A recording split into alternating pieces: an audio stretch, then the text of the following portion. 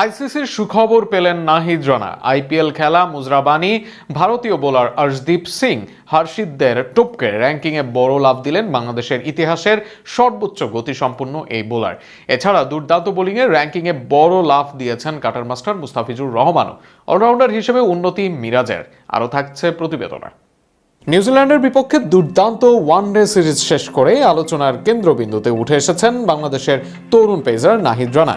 Series জুড়ে বল হাতে ধারাবাহিক পারফরমেন্সের পুরস্কার হিসেবে আইসিসি বোলিং র্যাঙ্কিংয়ে বড়সড় উন্নতি করেছেন তিনি। সর্বশেষ হালনাগাদে 16 ধাপ এগিয়ে উঠে এসেছেন 48 নম্বরে, যা তার ক্যারিয়ারের অন্যতম সেরা অগ্রগতি। কিউইদের বিপক্ষে 3 ম্যাচের সিরিজে বাংলাদেশের পেস ত্রয়ী ছিল দুর্দান্ত। নাহিদ রানা, মুস্তাফিজুর রহমান ও শরীফুল ইসলাম এই 3 জন মিলে নিয়েছেন মোট 18টি উইকেট।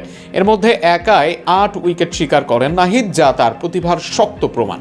শেষ ম্যাচে সুযোগ পেয়ে 5 উইকেট তুলে নেন মুস্তাফিজ, আর শরীফুলও পুরো সিরিজে সংগ্রহ করেছেন 5 উইকেট। এই পারফরমেন্সের প্রভাব পড়েছে র্যাঙ্কিংয়েও। শুধু নাহিদই নন, 14 ধাপ এগিয়ে 41 নম্বরে উঠেছেন মুস্তাফিজুর রহমান এবং 11 ধাপ লাফিয়ে 28 নম্বরে জায়গা করে নিয়েছেন শরীফুল ইসলাম। বাংলাদেশের পেস আক্রমণে যে নতুন ধারা এসেছে তাই স্পষ্ট এই উন্নতিতেই।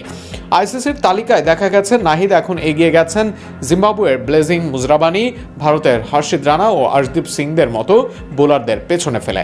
এমনকি একই তালিকায় তার অবস্থান এখন অনেক অভিজ্ঞ পেসারদের কাছাকাছি, যা ভবিষ্যতের বড় সম্ভাবনার ইঙ্গিত দিচ্ছে।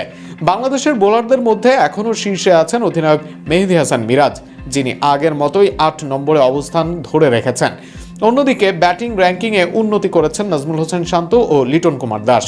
সব মিলিয়ে বাংলাদেশের ক্রিকেটের নতুন এক পেস বিপ্লবের আভাস মিলছে, আর সেই বিপ্লবের অন্যতম মুখ হয়ে উঠছেন নাহিদ রানা। ধারাবাহিক পারফরমেন্স ধরে রাখতে পারলে ভবিষ্যতে বিশ্বসেরাদের কাতারে নাম লেখানো তার জন্য অসম্ভব কিছুই নয়। এখন দেখার বিষয় এই প্রতিশ্রুতিশীল পেসার নিজের ধারাবাহিকতা কতটা ধরে রাখতে পারেন।